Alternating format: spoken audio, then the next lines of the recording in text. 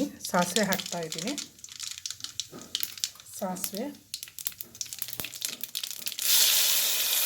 ಕರಿಬೇವು ಎಲೆ,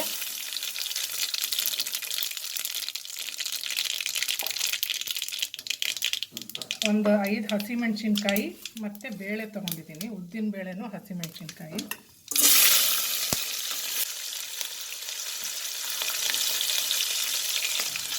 onion 2 onion ತೊಗೊಂಡಿದ್ದೀನಿ.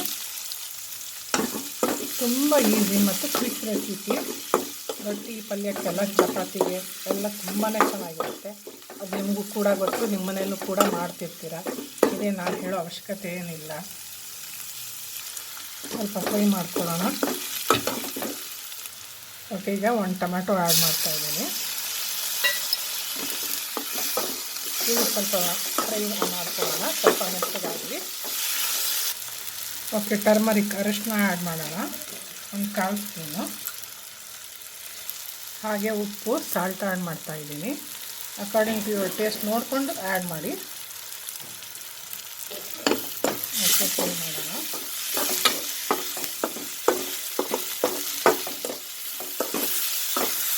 ಸ್ವಲ್ಪ ಫ್ರೈ ಆಗಲಿ. ಆಲೂಗಡ್ಡೆ ಹಾಕ್ತಾಯಿದ್ದೀನಿ.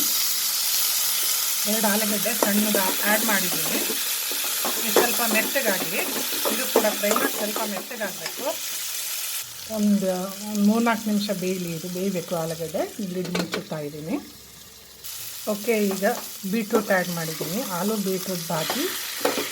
ಓಕೆ, ಸ್ವಲ್ಪ ಫ್ರೈ ಮಾಡ್ಕೊಳ್ಳೋಣ, ಬೇಯಿಸ್ಕೊಳ್ಳೋಣ.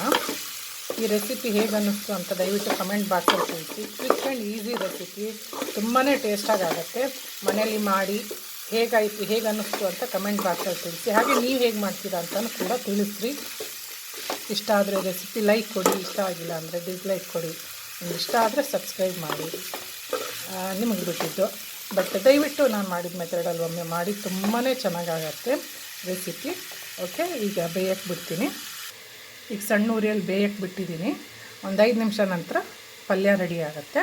ಭಾಜಿ, ಬೀಟ್ರೂಟ್ ಆಲೂ ಭಾಜಿ ರೆಡಿ ಆಗುತ್ತೆ. ಓಕೆ ಗೈಸ್, ಬೀಟ್ರೂಟ್ ಭಾಜಿ ರೆಡಿಯಾಗಿದೆ. ಹೇಗೆ ಅನ್ನಿಸ್ತು ಅಂತ ದಯವಿಟ್ಟು ಕಮೆಂಟ್ ಬಾಕ್ಸಲ್ಲಿ ತಿಳಿಸಿ. ಇಷ್ಟ ಆದರೆ ಶೇರ್ ಮಾಡಿ, ಲೈಕ್ ಮಾಡಿ. ಇಷ್ಟ ಆಗಿಲ್ಲ ಅಂದರೆ ಡಿಸ್ಲೈಕ್ ಮಾಡಿ. Okay, take care. Bye bye guys.